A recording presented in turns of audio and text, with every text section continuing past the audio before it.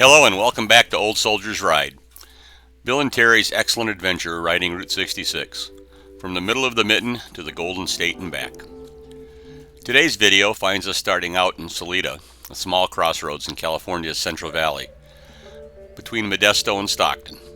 Not the garden spot of the state, however it made a good stopping point for the day before's adventure, and a great jumping off point for our ride today.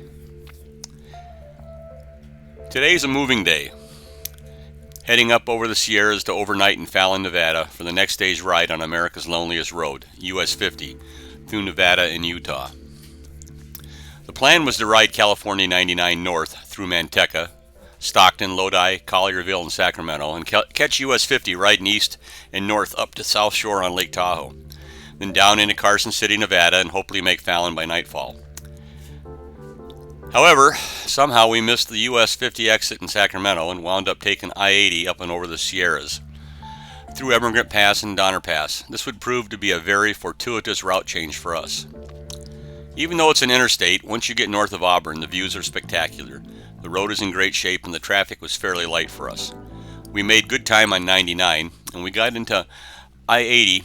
We stopped at the northern edge of Sacramento for fuel. We were ready to ride all the way to Reno and then on to FALLON. About 25 miles north of Auburn, Bill pulled into a rest area. As this was only about 40 miles into the ride after fueling up, I was wondering what was up. As I pulled up to Bill's bike, he was off and on the ground, checking out his rear tire. He said that the bike had seemed squirrely that morning and seemed to be getting worse. Well, his rear tire was shredding. The tires had plenty of tread, however there was a large patch just shredding down to show cording. As we talked about what to do, I pulled up the ride command on the Chieftain and located 2 Indian dealers, 125 miles back in Auburn and 175 miles ahead in Reno. Bill, being a good infantryman, did not want to go back over ground we had already taken.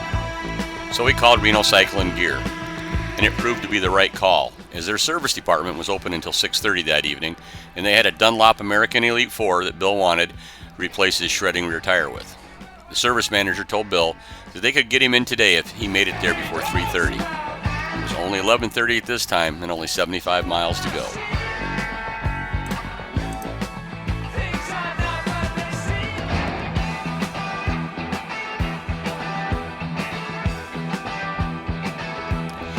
So we saddled up and headed to Reno. Speeds were a bit slower as we did not know if the tire would hold up. The anticipation of a blowout put a bit of a dampener on the awesome scenery. Just a little, however.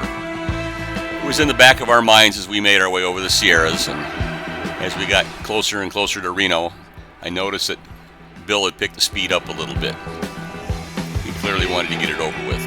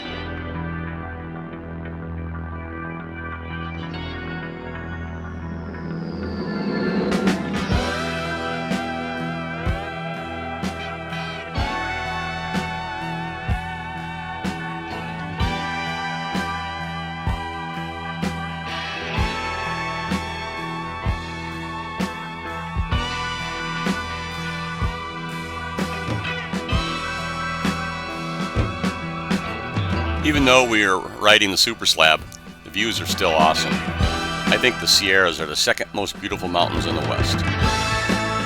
first being the coastal range in Washington State, of course.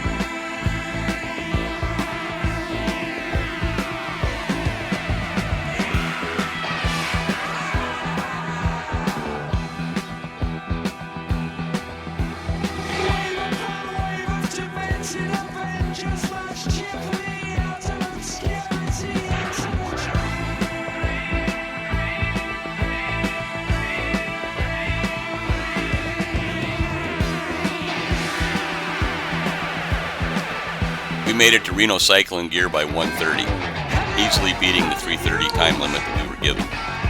We immediately started taking Bill's bike apart, removing the saddlebags as well as the trailer hitch. We got it into the shop by about 1:45. The service crew was fantastic. They got the bike in and on the hoist right away. Then we walked down the road to an ice cream place and chilled there for an hour or so.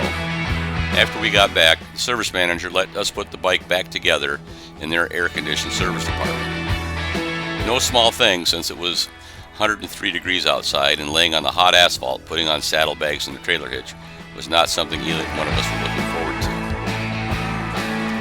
After we got the bike back together, we headed out to a late lunch to a sports bar one of the salesmen recommended. The place did not look like much inside, however the food was incredible and the service was top-notch. Best onion rings ever. Easily one of the top 3 meals on this trip. I highly recommend checking out Jock's if you're in Reno. Finally got back on the road to Fallon at about 5 and into Fallon around 6:30 after a fuel stop in Fernley. Spent the night at the Comfort Inn while wondering if Maverick ever stayed there too.